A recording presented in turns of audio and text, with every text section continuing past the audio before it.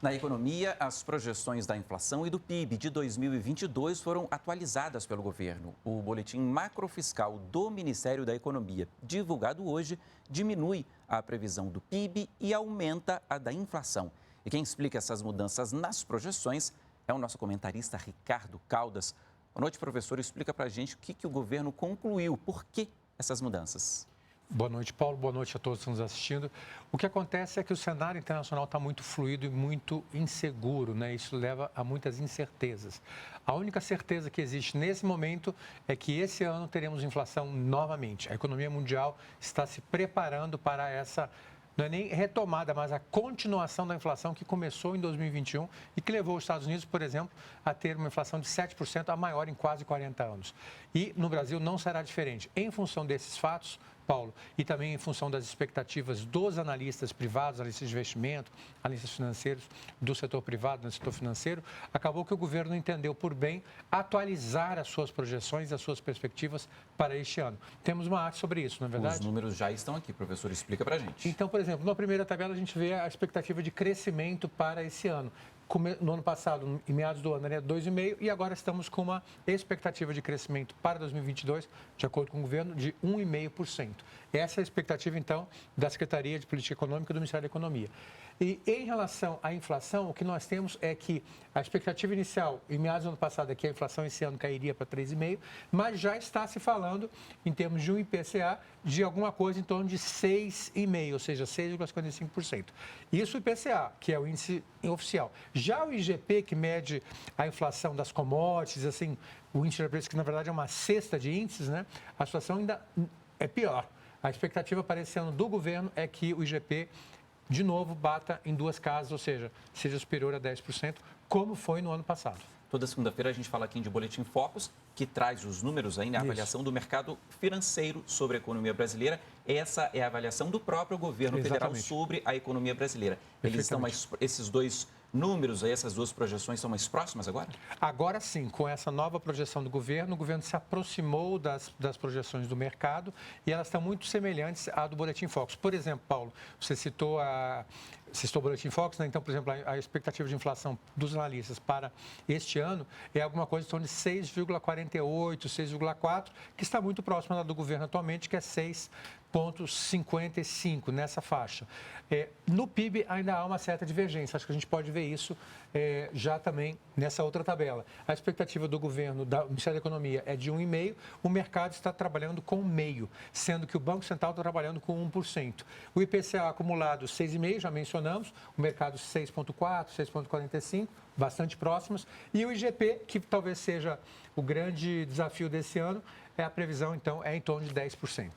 Aqui, professor, aguardem um pouquinho que eu quero a sua avaliação ainda hoje sobre medidas que o Palácio Planalto divulgou esta tarde. Entre essas medidas estão o saque do FGTS e a antecipação do 13º de aposentados e também de pensionistas. A repórter Jéssica Gonçalves está no Palácio, acompanhou o anúncio e traz agora os detalhes para a gente. Jéssica, boa noite. Oi, Paulo. Boa noite para você também. Ótima noite a todos. Pois é, essas medidas anunciadas hoje pelo governo fazem parte do programa Renda e Oportunidade. Sobre o saque do FGTS, o valor a ser sacado é de até R$1.000 das contas ativas ou inativas do fundo. Já a antecipação do 13º salário para aposentados e pensionistas vai beneficiar mais de 30 milhões de pessoas. Outra medida anunciada aumenta a margem de empréstimo consignado, que passa dos atuais 35% do valor do benefício para até 40%. Bom, além dos aposentados e pensionistas do INSS, quem recebe benefícios assistenciais ou participa do programa Auxílio Brasil também vai ter acesso ao empréstimo com juros mais baixos. Com isso, o governo espera beneficiar mais de 50 milhões de brasileiros e entregar cerca de 77 bilhões de reais em empréstimos consignados para esse público. Por fim, também foi anunciada a criação do Sim Digital, que simplifica o acesso ao crédito digital para empreendedores. Ao todo, o conjunto de ações apresentado hoje pelo governo federal deve injetar mais de 165 bilhões de reais na economia do país. Eu volto com você, Paulo.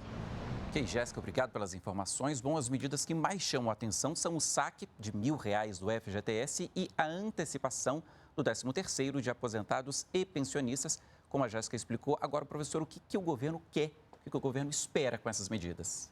Bom, essa é uma ótima questão, Paulo. Na verdade, o governo está querendo inserir liquidez dentro da economia, especialmente naqueles grupos de baixa renda, né? Então, eu diria que essas medidas são medidas muito inteligentes porque elas têm um impacto fiscal bastante moderado, já que, na verdade, o 13º, por exemplo, não passa de uma antecipação, né? No caso de empréstimos, você nem pode considerar que houve realmente um avanço, vamos dizer assim, em termos de orçamento, já que é um empréstimo que deverá ser pago de volta. Agora, eu gostaria de dar um outro destaque, um destaque diferente, a questão dos empreendedores, com esse empréstimo de R$1.000 para quem está com o nome sujo, inclusive para poder limpar o nome. Isso é uma coisa fantástica da pessoa ter essa oportunidade de ir aonde for, né, para renegociar suas dívidas.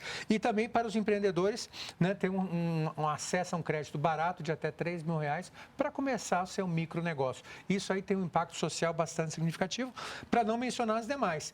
13º, 56 bilhões de impacto, FGTS esperado de 30 bilhões e essa do consignado, que foi mencionada, espera-se que haja um volume de movimentação financeira em torno de 77 bilhões de reais. Não é pouca coisa, Paulo. Ok, professor, muito obrigado pelas explicações, pelas informações. A gente volta a se falar amanhã. Até lá. Até amanhã.